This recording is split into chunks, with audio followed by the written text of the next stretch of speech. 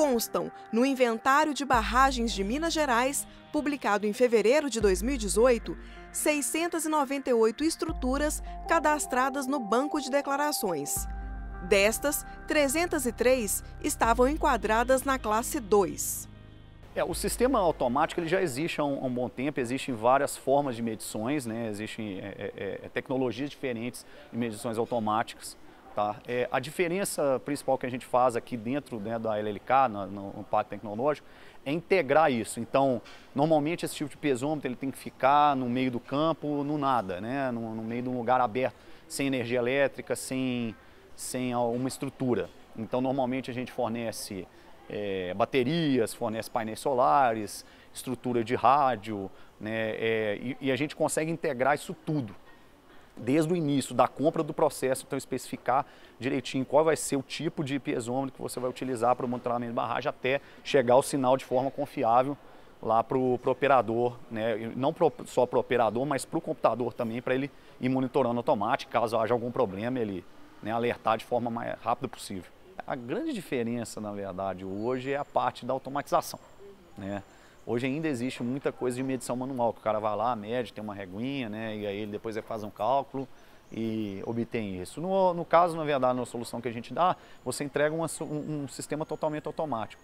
O diferencial nosso é que o cliente não precisa pensar em basicamente nada, inclusive a parte de sirene, de saída de sinal para indicar sirene, ou seja, no momento que tiver alguma verificação de nível de pressão de água no fundo ou alguma coisa de, né, pressão de água, né, aumentando a pressão que está ali da água ou aumentando o nível que ela está, ele já faz esse alarme automático, seja para uma central de controle, seja já para sirene, para você fazer evacuação do local, dos locais, né. Então, o diferencial hoje, o que a gente busca, né, dentro da indústria hoje é entregar uma solução completa para o cliente, que a gente chama de turnkey. Sempre foi uma busca da LLK, mas o cliente gosta disso. Às vezes ele não quer ter muito trabalho, ele só quer te apoiar na sua instalação.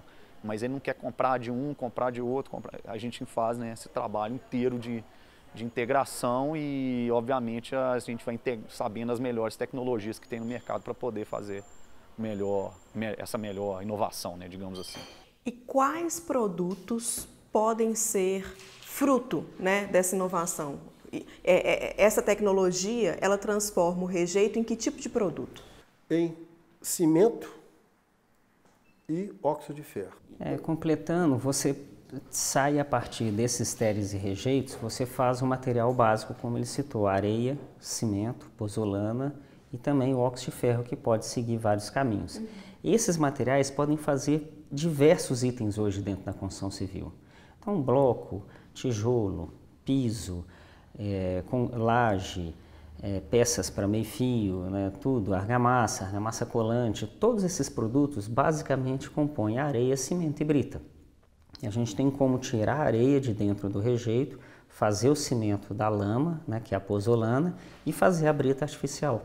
Então tem como fazer todos esses materiais a partir, né, dos estéreos rejeitos do material e fazer vários itens hoje dentro da construção civil. E complementando, nós vamos também para a indústria da pavimentação, que eu acho que é a indústria que mais consome esse produto, inclusive o próprio rejeito seco, né, misturado com a nossa pozolana e com a nossa brita, vai fazer a base sobre base de estrada.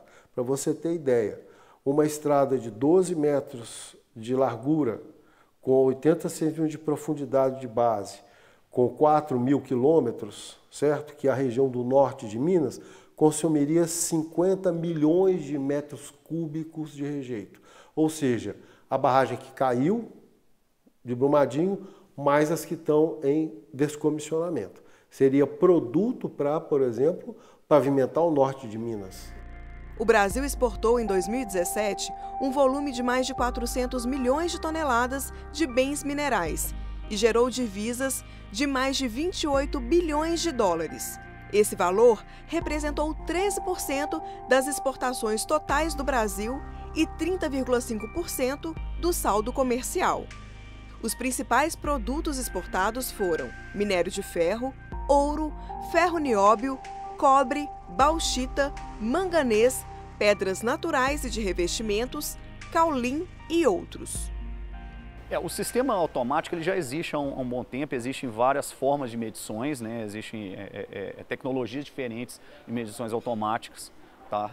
A diferença principal que a gente faz aqui dentro, né, da LLK, no Parque Tecnológico, é integrar isso. Então, normalmente esse tipo de pesômetro ele tem que ficar no meio do campo, no nada, né? no meio de um lugar aberto, sem energia elétrica, sem uma estrutura. Então, normalmente a gente fornece baterias, fornece painéis solares, estrutura de rádio, né? E a gente consegue integrar isso tudo. Desde o início da compra do processo, então especificar direitinho qual vai ser o tipo de piezômetro que você vai utilizar para o monitoramento de barragem até chegar o sinal de forma confiável lá para o operador, né? Não só para o operador, mas para o computador também, para ele ir monitorando automático, caso haja algum problema, ele, né, alertar de forma mais rápida possível.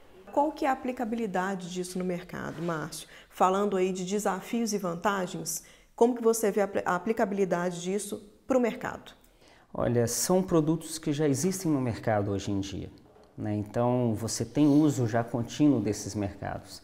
É lógico que hoje o mercado brasileiro está vindo de uma recessão, ele é um mercado que está reduzido.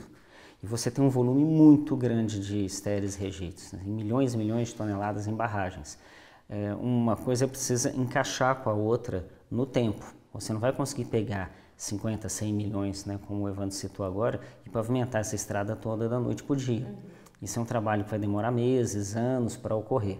Então, todo esse processo de descomissionamento, eliminar a barragem, ele vai ter que ir ajustando conforme a característica que o mercado vai conseguir absorver tudo isso.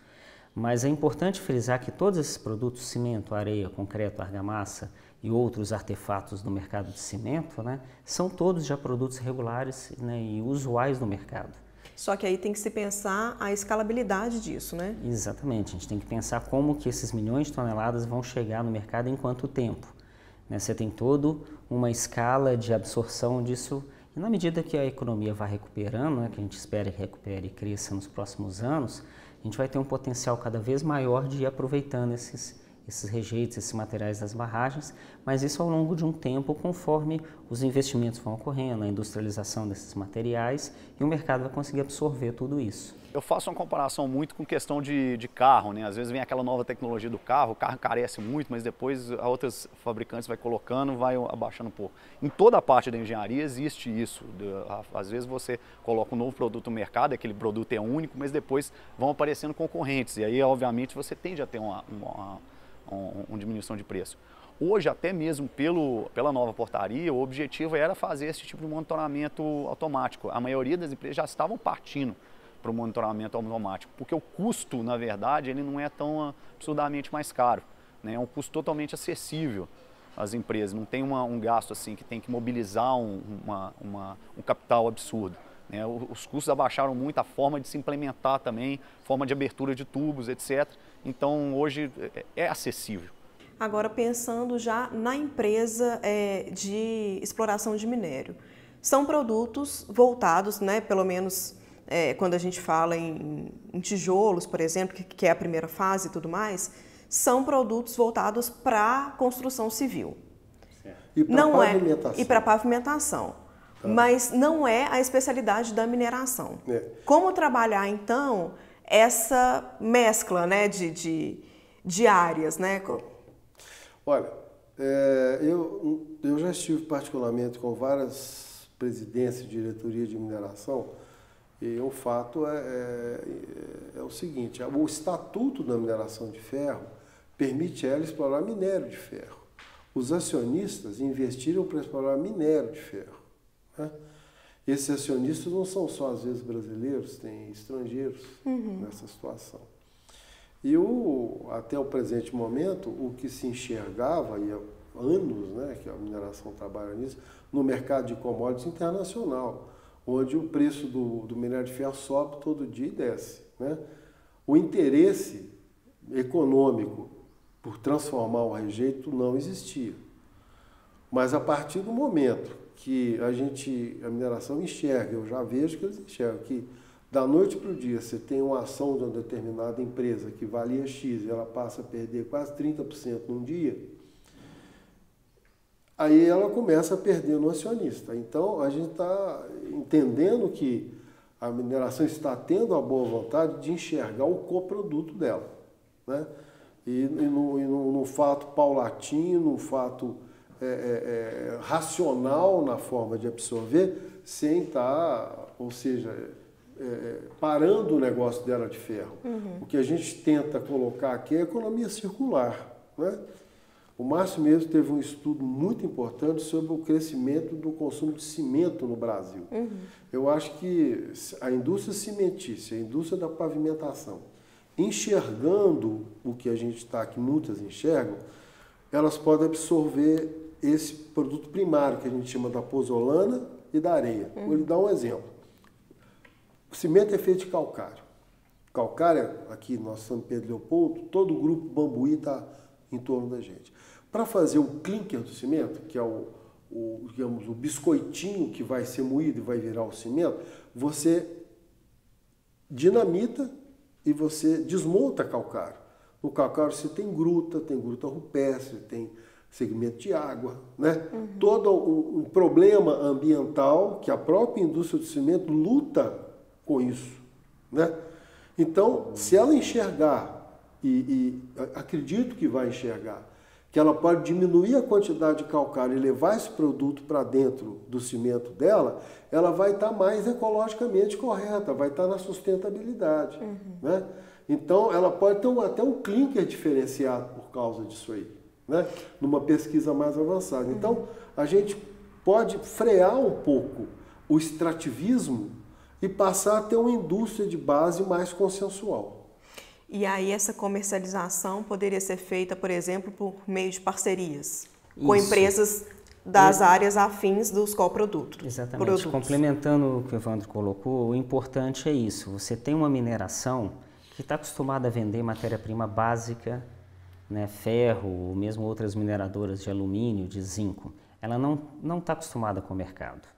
Mas existem muitas empresas nesse mercado já consolidadas. Como eu falei, bloco, tijolo, argamassa, concreto, cimento, são produtos que já existem no mercado. Então existem cimenteiras, concreteiras, indústrias que fabricam esses produtos interessadas em comprar uma matéria-prima mais barata, mais ecológica. Então essa associação entre a mineração e a indústria da construção civil, ela é extremamente importante e fundamental. As construtoras, no caso da pavimentação, né, parte do trabalho que a gente faz junto com a UFMG é justamente levar não só a mineradora para próximo da tecnologia, né, da inovação, como o mercado para próximo da mineradora. Eu acho que esse é um trabalho feito a várias mãos aí, né, que a gente fala, para que isso tudo forme uma cadeia de produção de material sustentável. Quando a gente refere muitas vezes a um projeto, pegar uma área de Mariana, por exemplo, lá quando houve o problema da Samarco, é desenvolver na região um polo de materiais de construção sustentável com base na matéria-prima que vem da mineração de ferro.